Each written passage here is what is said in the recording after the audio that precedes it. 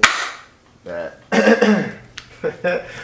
Hey guys, welcome to another episode of the Great Orator Podcast. I'm Kelly Kumanogo, and today we have a very special guest, my friend, longtime friend, entrepreneur, extravagant socialite, the one and only Obiaura.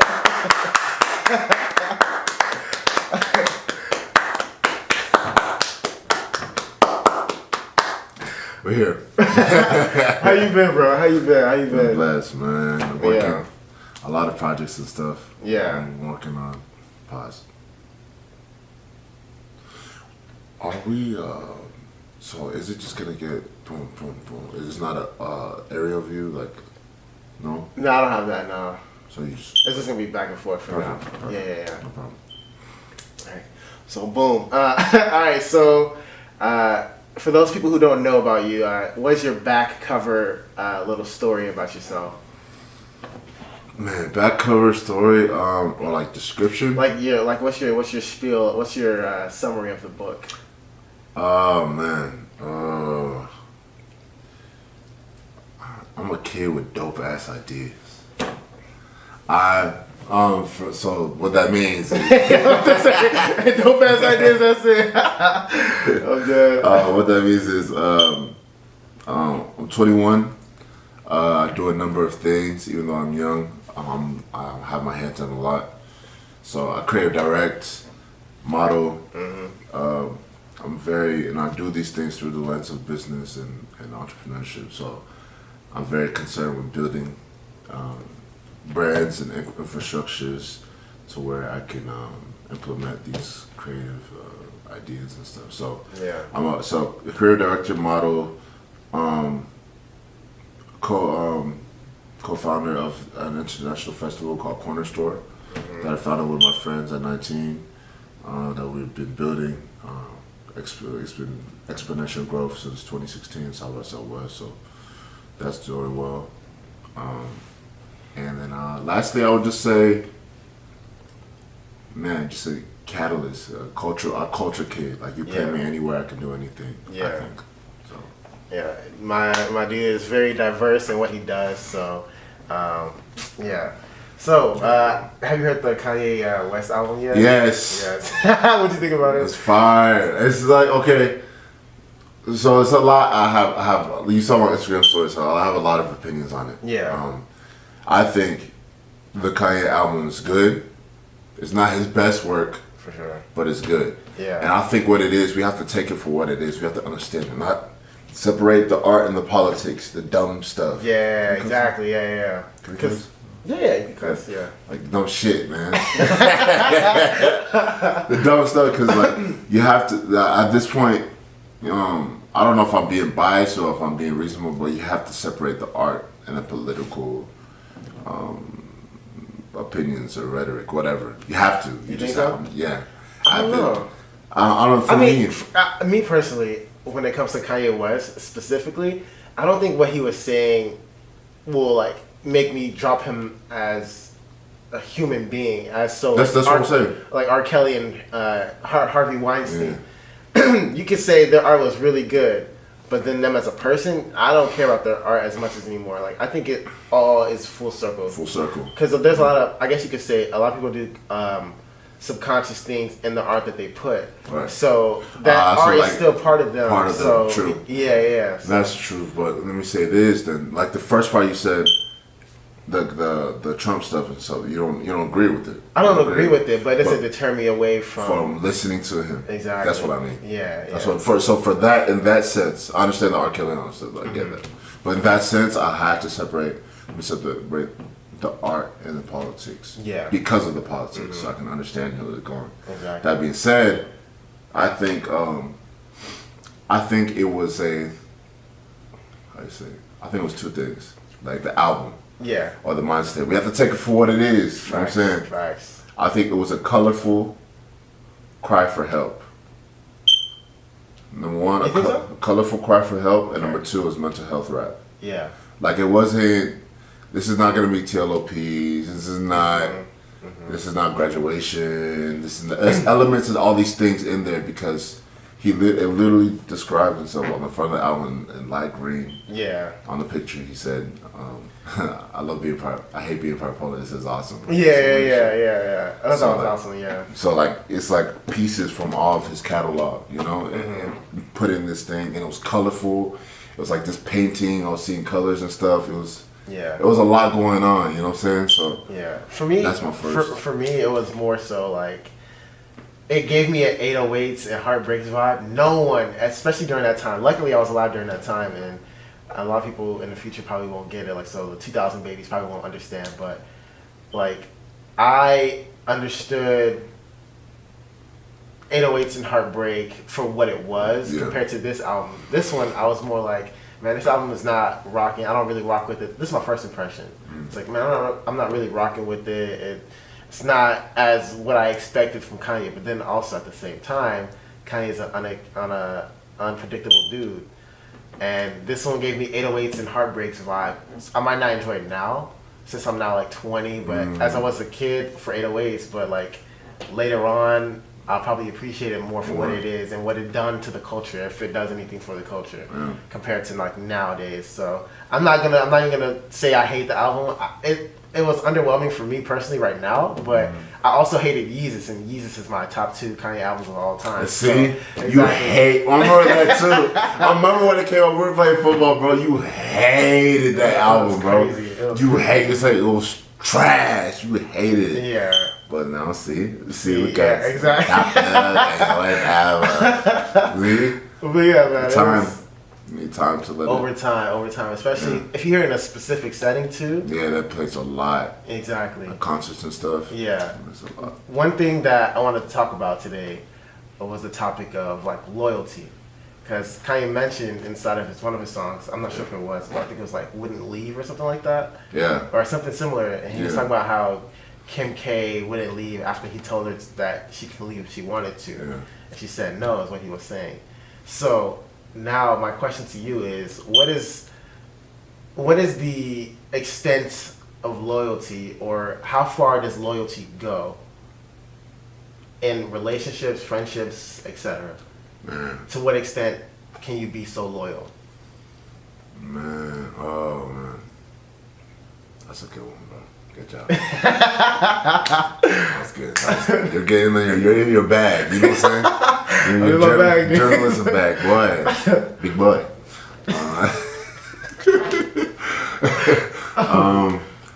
To what extent is loyalty? To what extent can you be loyal to somebody? I can give you an instance. So, for instance, when somebody cheats in a marriage, if you're a Christian, I guess you could say, marriage, that's where the marriage ends, because now you've broken the bond. For friendship, for me personally, now if you do anything to harm something personal to me, so say if you were to hurt my sister or something like that, that's when my friendship ends with you, or something like that. And then also, if you're holding me back, for right now, since I'm in my 20s and I'm trying to, earn my stripes and whatever, that's when I have to start like pushing away and stuff like that. And then if somebody notices, I'll talk to somebody about, listen, I can't really rock with you because you're bringing me down or something like that, or I'll let you know before I start pushing. You know what I mean? So when it comes to loyalty, my loyalty, you can see it, pushed back or whatever. I'm not gonna make that a secret, but there's an extent to where I can stay a friendship with some people. Does that make any sense?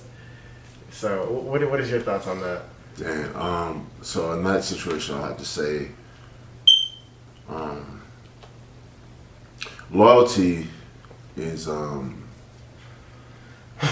loyalty and love and all those different factors tied together. Yeah, for sure. But loyalty is more in the moral compass. What it ties to the most is respect. I believe like your loyalty will go as far as your respect for yourself and for the other person goes. It's like a double-edged sword. And as soon as that respect leaves in any way, shape, or form on either side, the loyalty will fade along with it. I think they're two halves of the same fruit. Yeah. That's good. Yeah. It's like, and it's hard. It's hard, especially when it comes to. We can turn it off. So so loyalty and respect go hand in hand for me. They have to watch each other's back, because if you look at history, or like something like a book like 48 Laws of Power, right? I've read 48 Laws of Power, not the whole thing, but quite a bit. I had to stop. I was reading it because I was young. Yeah. And I was trying to learn so much of it. I had to stop because it was really grimy at points. So I had to put it down. So let me wait till I age and take this in, because I don't like where it's taking me. Yeah. But there's parts in there where it talks about loyalty, and it talks about, like, it gives you historical references like Et tu, Brutus, and how different empires, people's. Was it Jay-Z said? Was it Jay-Z's? Was it Jay-Z that said the person that killed him had the keys to his shit? I haven't listened to Jay-Z in a minute, so something like that. Yeah.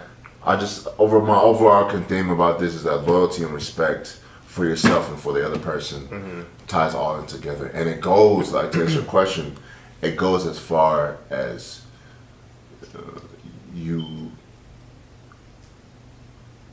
It goes as far as you will allow for the other person. So, like, loyalty can be mutual for people. Yeah. Loyalty can be more this way, for me, or this way for you. Yeah. Loyalty can be communicated in different love languages. Like, your loyalty to me can be words of affirmation, or showing up to stuff that I do, or stuff like that. My loyalty to you can be like, how are your parents, showing us the stuff you're doing. Basically taking care of, like, maintaining. It's a maintenance type of thing. And where that's the opposite of side of that, where that can be broken is just lack of respect for what's going on. But then it's like, when, I know it's case by case, but, like, when does a person lose respect? Like, do you give them second chances? Or is it once it's broken, it's kind of hard to gain back? Because I know a lot of people who, I guess you could say, this is more so in relationships, but, like, a girl lost respect for a guy, and then they started looking at them sideways, and then eventually it ended up being, like, the relationship started ending. And then for friendship, kind of the same thing. Somebody was doing some shady stuff. This is from an example, actually. Somebody was doing some shady stuff in the past, and then they literally didn't talk to him the next day or ever again or something like that. So it's like, do you give somebody a second chance? Or, like, when it comes to respect and loyalty, I hope that makes sense. Yeah, I think you should. Yeah, I think but do people do it? Like, because it happens usually one and done. So it's like, depends on how deep the wound is. Touche. You know what I'm saying? Yeah. If the wound is deep enough to where, you touch my family, or, you know what I'm saying, even something deeper to where you know what's going on with me. You know my affairs. I tell you my deepest secrets, right? And you go and expose those things. Yeah. That's sometimes it's a wound too deep to heal, and it takes time. There's some people over time, like brothers and sisters or families, that even have, say, a situation where their father or mother passed, and they've left, a will of, hundreds of thousands of dollars, millions of dollars. Yeah. And these kids that grow together, that love each other, are fighting over the, this is a hypothetical. Yeah. Are fighting over the remaining resources, right?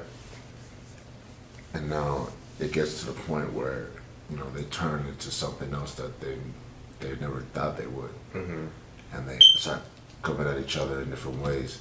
At that point, the wound's too deep to heal, and they end up growing. It's like, say they turn 50, that happens when they're 20, so they turn 50, and they're still resenting each other. And I've seen that happen to this day. Yeah. 50-year-olds, 60-year-olds still resent those people, they come with it and all of it. So, and then that breaks, like, the loyalty that within families. Yeah. It's even within family dynamic, like, we even forget, okay, we have to be loyal to the family first.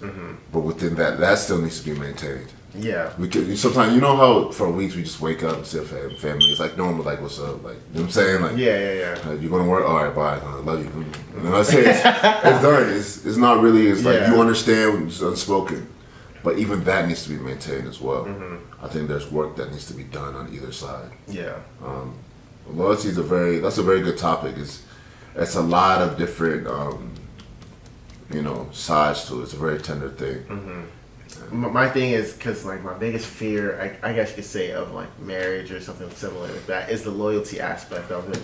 So that's why I'm skeptical about a lot of things. What do you mean when it comes to relationships, especially because it's like, okay, after you lose respect for somebody, then it goes downhill unless something extravagant or something spectacular happens that you just like, oh, it's off the roof.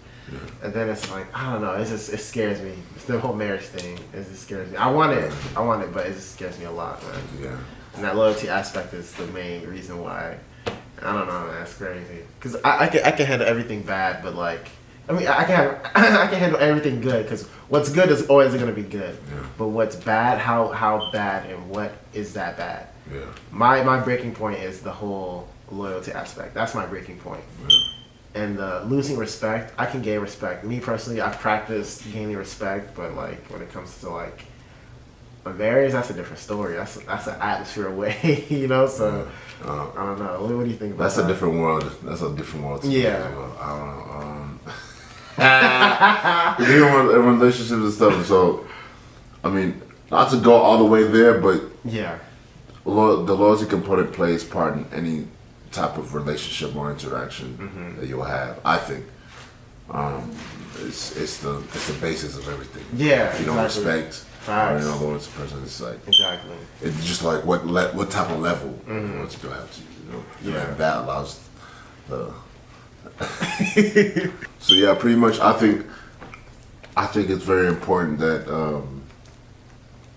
there's a mutual understanding of where each other's lives, because you may not think that you're in the same graces that the other person holds you. It's not. There's levels to this, especially in relationships and all that stuff. From what I've experienced so far, if somebody breaks the other person's loyalty to the point where it's no turning back, the wound is too deep to heal. Yeah. At that point, respect is lost. Like for me, those things are tied. At that point, respect is lost, and to gain that back again is like over time. Different things. We build that trust again on how willing the person is to let that happen. So people are begrudging. They don't want that to happen again. We'll never see you again. Yeah.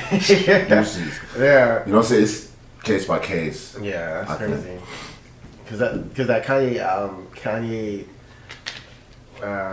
Just bringing it all back to that Kanye thing, when he said that how crazy he is compared to like regular people, and how Kim stayed, and how basically he messed their money up for the most part, but you still want to leave.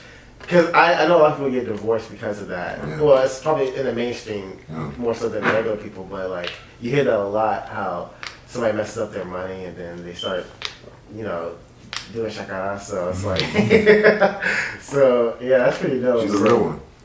That's when I gained respect for Kim, because then she went to the White House.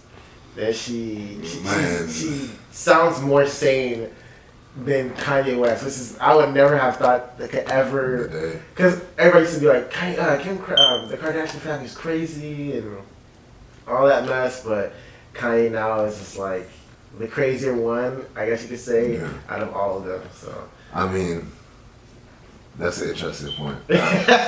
For me, man, all artists, you said name one name of Jesus, they ain't crazy, right? I think all artists are going through this thing.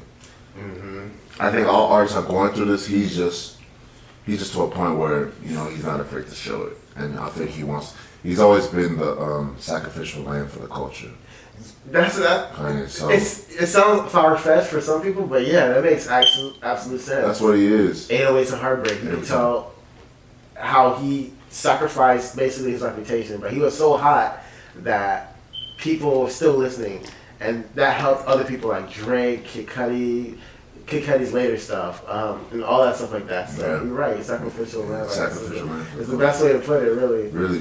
Jay-Z even said that Kanye is the person that goes over the mountain and like Civil War. Goes over the mountain, takes all the arrows for everybody. And like, oh, okay, y'all can come over. Cross over. Yeah. That's what he is every time. So for people that aren't really reading between the lines, they will get it. Mm-hmm. For me, looking at him like, okay, this is another display. This is performance art. Mm-hmm. Like all that Trump stuff, and, I want to talk about that too. Actually, I think that was also one of his, I guess, sacrificial lamb sequences, what you want to call it, instances. He brought a good perspective, in my personal opinion. I don't agree with everything he says, people. I don't agree with everything he says. I'm just saying the fact that he brought up really good points and had people talking. Yeah. And what was really interesting about during that whole thing was when Trent said, not every black person has to be, and not has to vote Democrat or has to be liberal. I don't know. Has to be Democrat. Yeah. Something like that, yeah. And that brought that. Everybody crucified, boy. That's the thing. And I think that because of Kanye West and because of what Chance the Rapper said, that awakened a way broader perspective of Black America or just being Black in America in general. So, what do you think about that, actually? I mean, in a sense, it was right. Yeah. It's the truth. I mean, not every Black person. Because I know a lot of people who probably think, I mean, yeah, he's right for sure, but then a lot of people were offended when he said that. So it's like, what were your first initial thoughts when you saw that tweet? When I see these things, man, it really, and everybody gets outraged, I should get happy. Mm-hmm. Like the outrage makes me happy, man. Yeah. Because somebody's like I said, sacrificial lamb for all this. Mm-hmm. I'm saying like this something that needs to be talked about. Facts. You know what I'm saying? I don't agree with enough Nathan Trump says. like I don't. You know what I'm saying? You know what I'm saying? That's a whole other political issue. We can talk about like that, but I think that when America, a country like America, which is one of the greatest societies, even on paper, or in terms of like branded societies in the modern world, there needs to be a breakdown to build up. There needs to be something, a catalyst in culture in order for things to shift properly. So I think that Trump is that.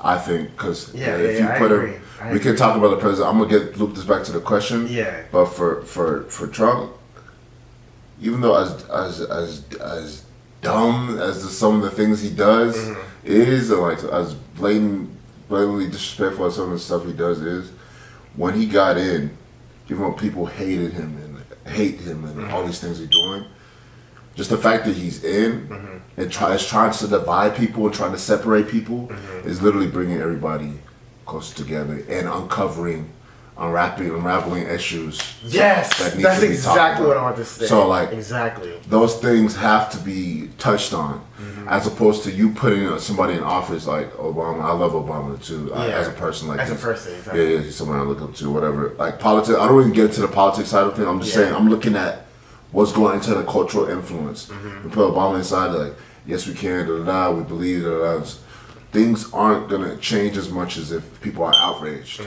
because it's not as much as an emotional jerk. You understand? Yeah. People are going to relax. They're going to get calmer. People are just going to sit back and say, okay, you know what I'm saying, we're good. But as opposed to somebody that they're opposed to in the highest position of power, calling the shots, making the rules, and you disagree with everything, right? Oh, you gonna go outside and start a rally. You're gonna go make things shake and move. Yeah. Because now you're upset. I'm upset. you have to. You gotta make things shake and move. So going back to the Kanye and Chance thing, they were having these conversations by themselves. They were in closed doors having these conversations but it didn't translate well to real life because it's that's the thing. These are sound bites of the conversation. Exactly. So to cap that off, I think that Ye was like a baby with a gun in his hand. Yes. Right? He has good intentions. I want to believe him from what I saw, even in the Charlemagne interview. Mm-hmm. He wants to do good things. He wants things to change, and he wants to see great things. Yeah. But he doesn't understand how he understands his power, but he doesn't understand his circle of influence and where he is, as opposed to the real life view of the everyday citizen. Exactly. And with that misunderstanding can cause for like venom like in the society. And you speak it, it's almost like me how when Diddy tweets, everybody has the same 24 hours and everybody gets mad. It's like, Diddy, you're almost worth $1 billion. How you gonna tell everybody they have the same 24 hours? It's like, but the actual fact, that's true. But at the same time, it's like, y'all make no excuses. I was broke like y'all once, da da da. But at the same time,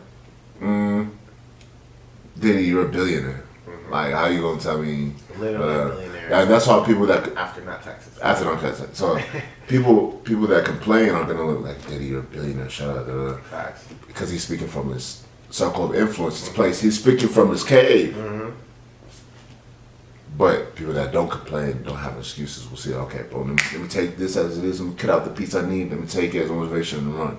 Kanye, he was just talking. Yeah. He didn't understand his influence or his position. So the wording of everything he said could have been much, much more tasteful, much better. Yes. But I think that would take away from the vinegar of what he was saying. And the thing is, a lot of people get so stuck on the wording rather than the messaging. Even though the wording does count for a substantial amount, people still refuse to listen to the message because the wording was off. Yeah. And it's like, take in the message first. We're gonna get flack for this video, just like probably. I love it. Yeah. It's like a lot of people dismiss the message entirely. Yeah. And just went based off of words. Yeah, words matter, but listen to the message, then correct the words. People didn't even take in the message. They literally just said, no, you're wrong because you said X, Y, Z. But I'm like, you didn't listen to the whole verse. You didn't listen to the whole chapter. You only read the one verse. Yeah.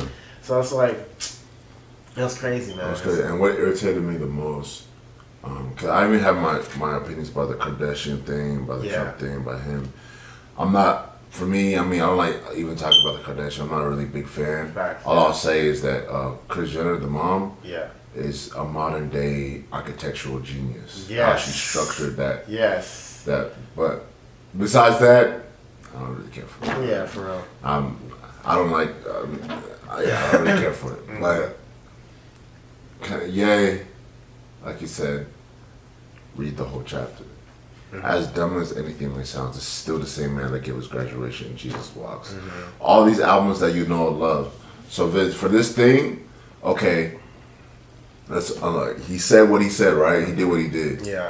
And everybody's like, oh, he's canceled. Kanye, this, that. Yeah, I'm never listening to it again. But you're the first one to give a review on this album. Say, it's an 8.5 out of 10. I think. Why is that? I was very annoyed with that, and the fact that we cancel. You want to cancel Kanye? Okay, if you want to cancel Kanye, then let's cancel. Never ride an Uber again. You know what I'm saying? Let's cancel Uber. Let's cancel Uber. Let's cancel H&M. H&M. H&M's already canceled. Cancel H&M. Never shop at H&M again. Yeah. Let's cancel Disney. You know what I'm saying? People don't think in depth about what they're doing. They just want to. It's groupthink. It's mob mentality, and that's the thing that's really dangerous. And so that's what it all brings back to loyalty. How loyal can you be to something? If it's detrimental for you as an individual. Yeah. Because it's like, I hear that. I don't know, like a whole group of people don't go to hell. One person goes to hell. Yeah. Does that make any sense? Like, a group isn't condemned. It's the individual in that group that is condemned. Yeah. So that's what I'm trying to be like, yo, understand that you are an individual and you don't have to be loyal to everything a group does. Yeah. You have to bring a specific you have the perspective. Exactly, a different perspective to what the group is thinking, so that you can switch course into something. So that's crazy. So, and just to be clear, just to be very clear, I don't agree with everything Kanye says. Thank you. I don't agree with Trump, for me personally. I don't agree with Trump at all. Exactly. Candace Owens, I don't agree with her. I'm not saying I'm a Republican. No, these are no political views are displaced. I'm just saying, I'm looking at you in the eyes. I'm just saying, let's look at the impact and the facts, and let's peel back layers. Let's actually dig this thing up for what it is. You know what I'm saying? Let's move around. Let's move and shake around for what it is. So I just say all these things to say, I'm not with these crazy, outlandish think groups, groupthink, whatever you want to call it. I'm not with these, these people are thinking this way, so I have to go left. No. All I'm saying, let's peel it back. Let's look at the layers and let's see what's really going on. Let's just look at the impact. For me, Kanye's never canceled. I'm always gonna look at what he's saying. I'll disagree. Yes. And peel back and see what's going on. Even in his camp, Pusha T is the president of good music. That's his right-hand man. Ye produced his whole album. Pusha T was on the Hillary Clinton campaign for prison reform. Kanye supports Trump, and he even said publicly that he 100% disagrees with everything he's saying. And they have debates about this. They talk about this. They disagree about this. So it's okay. We can agree to disagree. Just because you didn't agree with it, okay, forget his album. No, for me, that's not the case. And we can fight about it. We can argue about it. DM me. We can talk. You know what I'm saying? Nah, I'm not doing that. I'm gonna listen to Ye. That's what I'm doing. For Obi.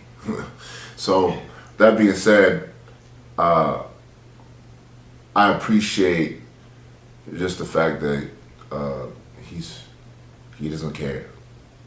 And that could be to his detriment a lot of times, but it helps shake things up a little bit. I just like to see things shaken up. I wish he would be a little more, a lot more tasteful in how he comes across things.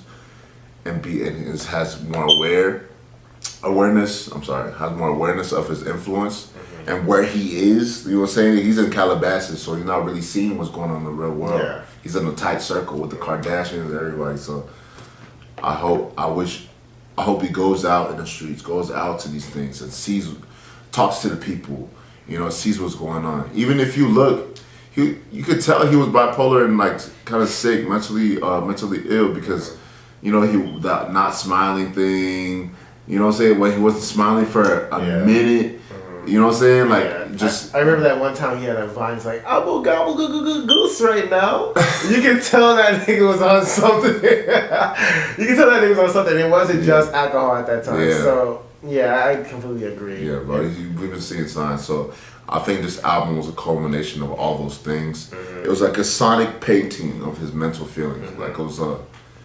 It was a sonic, colorful sonic display of mental state. It was dope. And just because you're mentally unstable doesn't mean you can't be loyal, but at the same time, loyalty does not mean stupidity. So make sure I shouldn't even be teaching. I'm not a teacher, but I'm just saying, loyalty doesn't mean stupidity, and people need to wake up from groupthink. You can't be loyal to your detriment. You have to be loyal to progression. So that's my personal views, and I don't know if that's your personal views, but I'm glad we had this talk. Definitely. Because I needed somebody to talk to about this. So. You edited it off? Huh? You edited it off? Yeah, we got to. Why? We had to end it off. Why? Because the battery's about to die. The battery's about to die on this one. And then this one, I have to get the footage from you for that one. So, yeah. Perfect. But yeah, thank you guys for watching another episode of the Great Order Podcast. The Great Order? Great Orator. Yeah. Great Orator Podcast, boys. Yeah, I know this is a little different. I'm going to put the definition of loyalty somewhere around here so you guys can understand the definition of what loyalty is. And that's what we were talking about today. So thank you guys for watching, and I'll catch you in the next episode. Appreciate you. Obi, Any last words? Thank you guys, and yeah, man. The vibration is eternal. I just want to say something corny. Thank you guys for tuning in. Check me out on all social media at Obiaura, Obiaura. Much love and respect, definitely. Yeah, I'll put his social media stuff in the description below, as well as in the video and the intro. So, thank you guys for watching, and I'll catch you in the next one. Peace. Peace. Bye, G.